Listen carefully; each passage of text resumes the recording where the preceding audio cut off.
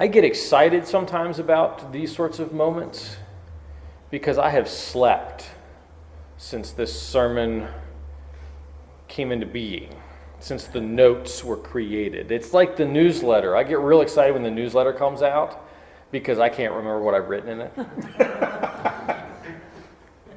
Not a function of age, I don't think. It's like the Far Side cartoon. My brain is full.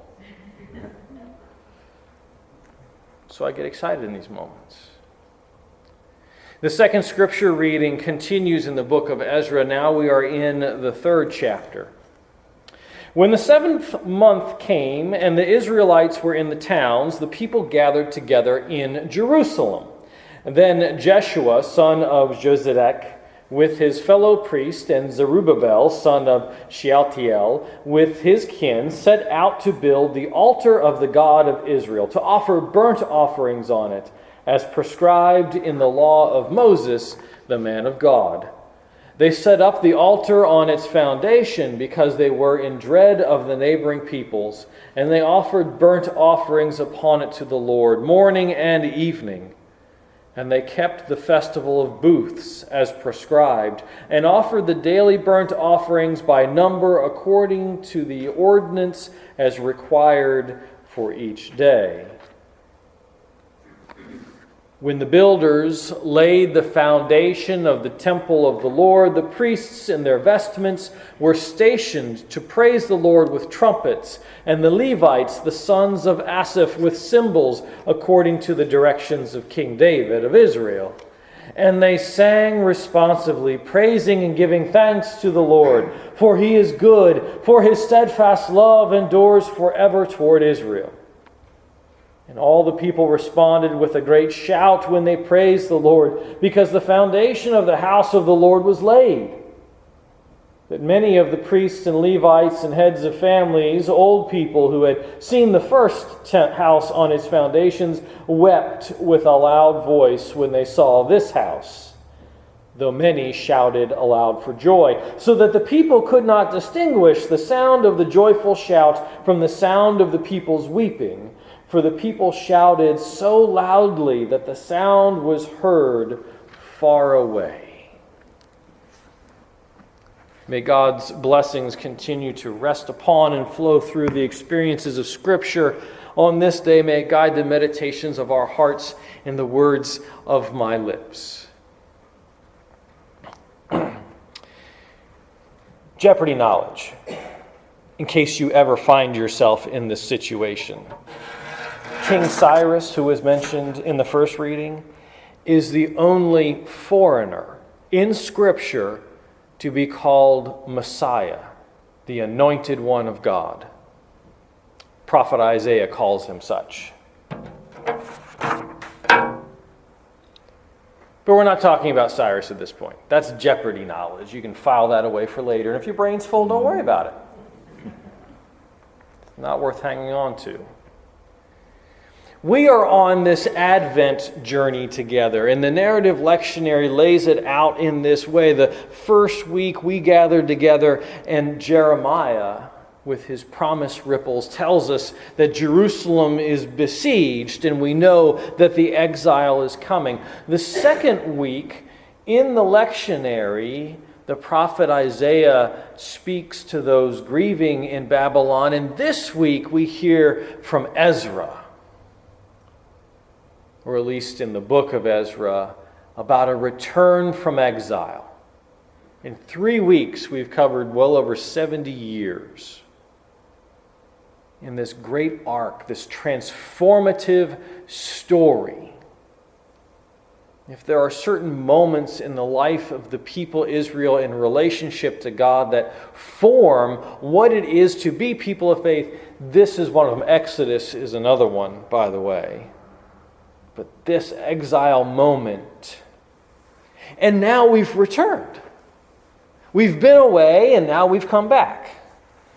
Very meaningful for me at this moment. It was a long drive through the mountains. It was a long walk through the desert. I had a heated seat.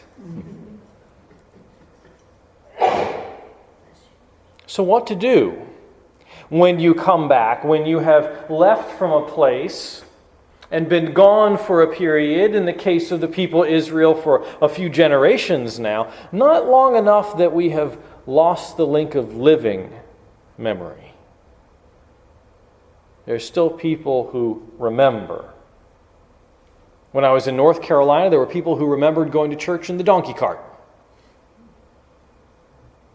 and the outhouse, and when the party line came through. And when I was out in Indiana, one of the things we grieved was the loss of that living memory. Because that line, they lived a long time. We have a picture of my grandmother at age 13 with her great-grandmother who was born in the 1850s. Living memory.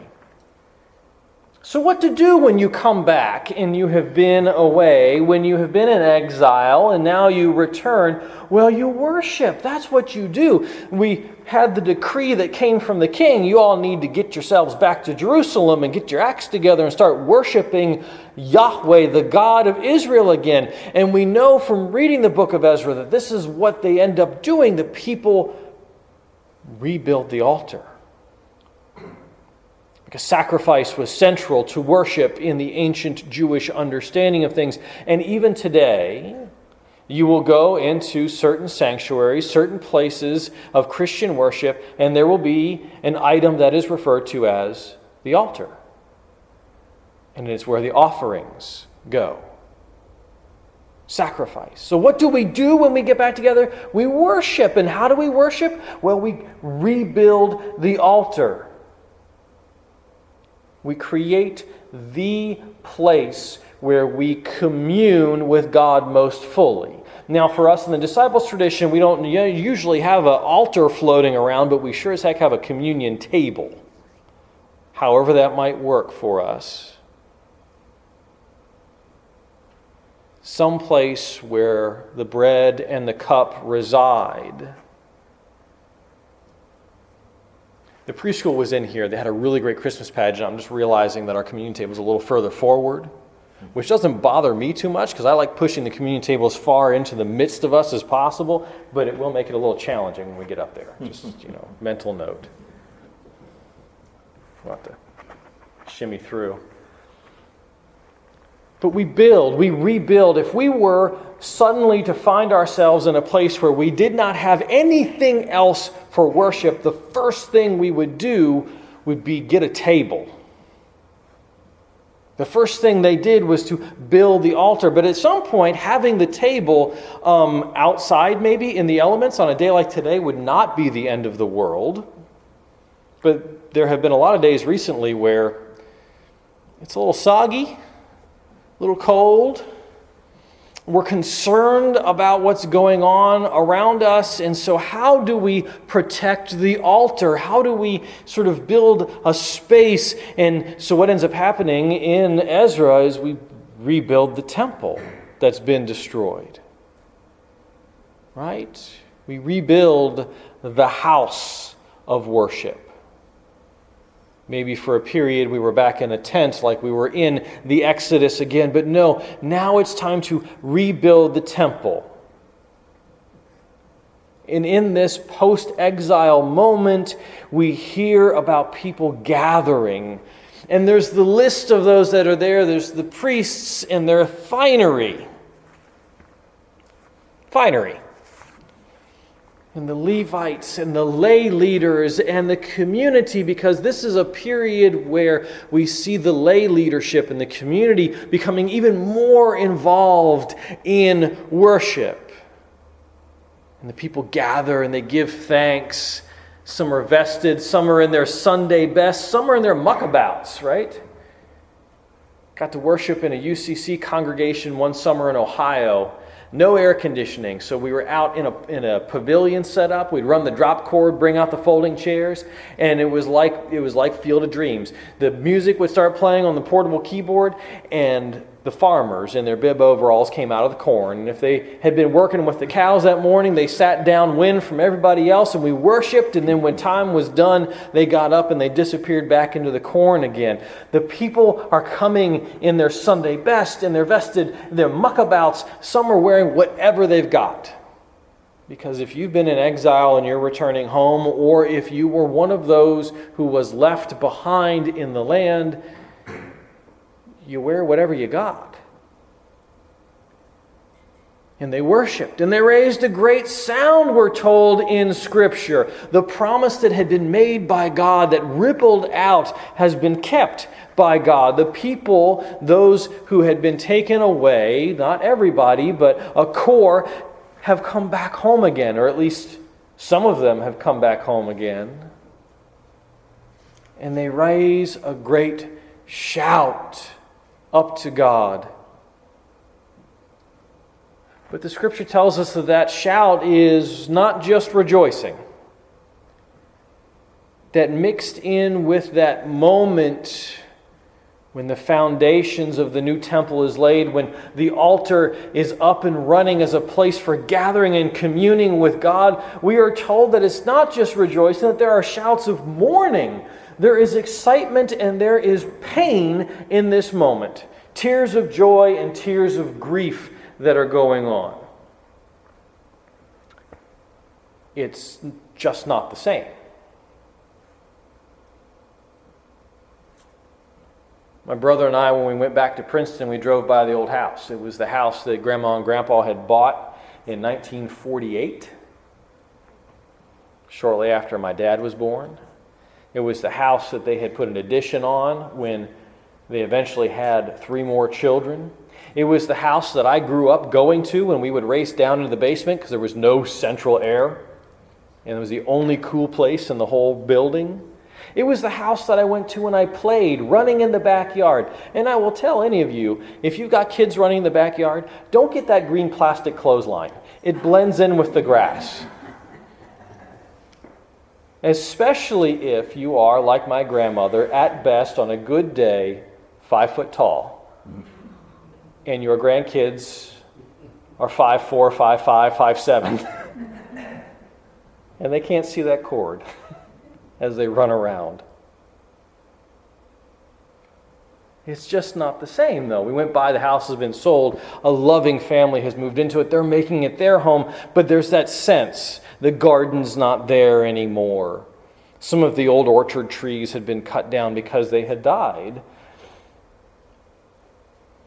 In that moment there in Ezra, there was this realization, with the shouts of joy at the promises kept, the rebuilding, the reestablishment, and the shouts of pain, that something was different. It just wasn't the same anymore. Things have changed. Now, there's no judgment in change on this one. All too often, this sermon has been preached as a, rah-rah change and boo-hoo for those who don't want to change. No. This is humanity. The sounds of those who are taking in and celebrating the new temple and the sounds of those who are mourning what once was are commingled, a single great cry that is lifted up to God. It is the fullness of humanity, and God experiences all of that.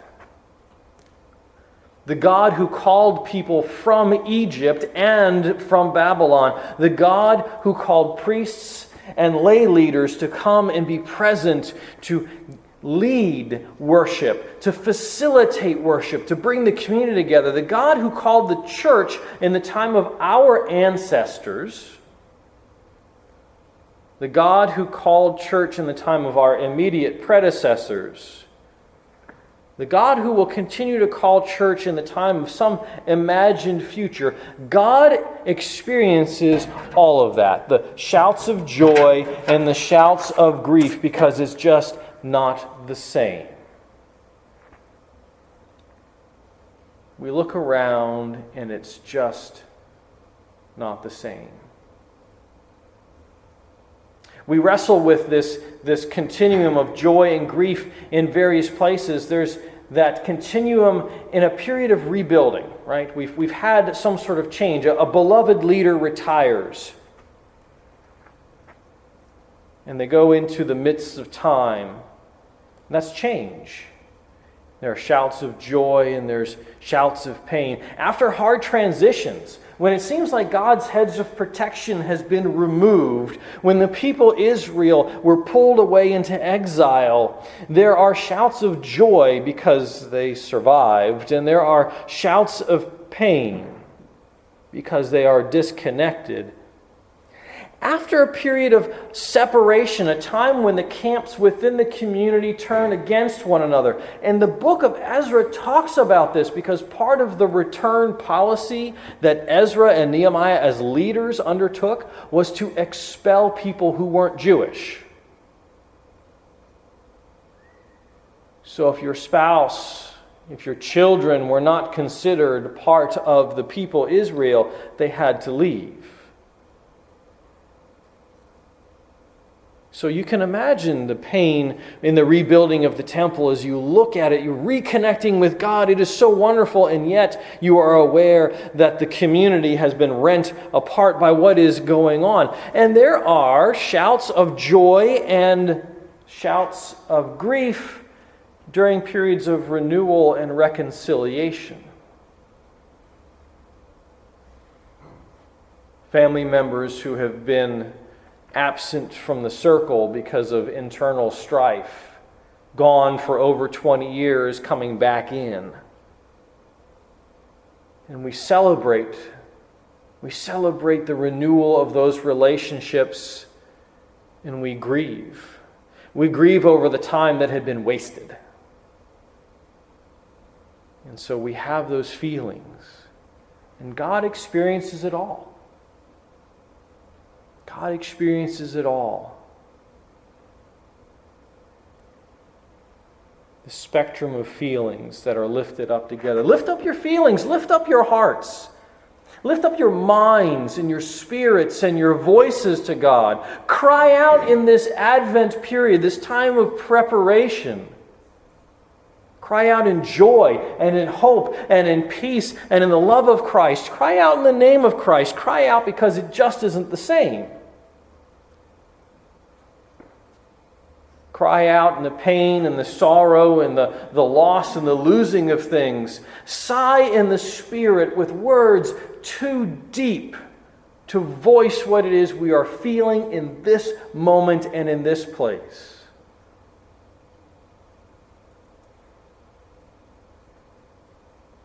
The church that Grandpa Case's family was raised in. The church that fostered my great-uncle Raymond into the ministry. The congregation of faith that ordained me and set me aside is closing. It's going through the process of dying as a congregation. And we drove by the building that is for sale and cry out. And we sigh in the Spirit, mourning all that was. Weep for Lazarus. Weep for Mary at the foot of the cross. Cry out because it's just not the same. And God experiences all of it, and God is calling. God is calling in these moments, in this Ezra text and on this day, because this Ezra text ultimately is a story of redemption. In this moment, it might not feel like it because it is painful redemption. The restoration of worship, the reorienting ourselves toward God, the calling us from our places of being, the realization that things are different. God is still calling us to return from our places of exile and from our places of distraction, to return with grief and with rejoicing, to return with that joy that is linked to the losses that have come before. God is calling us as church today. And it just isn't the same. We are not the same. The worship is not the same. What do we do then? If we show up and it's different. If we rolled out of bed and it's different. What do we do then? Well, we do what the people in the text do. We worship. We orient ourselves toward the rebuilt altar, the table. We worship with our whole beings oriented toward God. And we seek to find ways not to protect this worship. We seek to find ways to give this worship away. Because it's not the same. It's a gift that is ever changing. And God is calling for us to be this church that love is building. That's the structure. And it is the gift. And it is the place where we can gather and cry out with shouts of joy and shouts of grief as a people of faith. Thanks be to God, and amen.